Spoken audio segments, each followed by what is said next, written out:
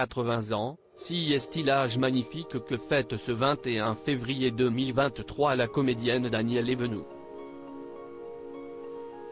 Une vie marquée par son amour pour la comédie, elle qui a incarné l'inoubliable Marie Pervenche, mais aussi pour celui des hommes.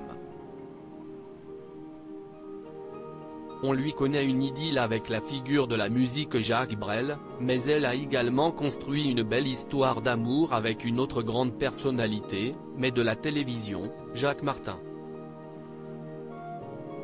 Le célèbre animateur est devenu le père de ses deux enfants, Frédéric et Jean-Baptiste Martin.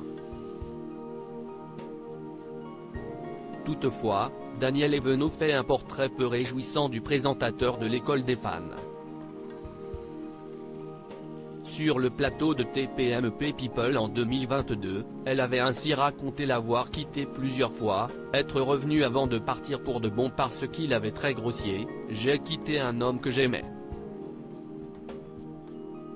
En effet, elle ne pouvait plus de ses crises de jalousie et ses colères noires, malgré tout l'amour qui les unissait. La même année dans cet avou, elle avait fait part du perfectionnisme maladif de l'ex-mari de Cécilia Attias, « Il savait tout faire et je vais vous faire un aveu.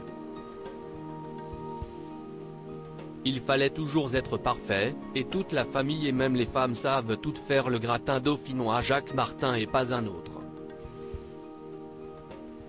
Une relation compliquée qu'elle avait également évoquée dans la parenthèse inattendue en 2013, mettant en lumière le caractère de son ancien compagnon qui lui avait fait une scène en voyant que l'appartement qu'elle avait loué avec ses enfants pour y vivre après leur séparation n'était pas à la hauteur de ses attentes.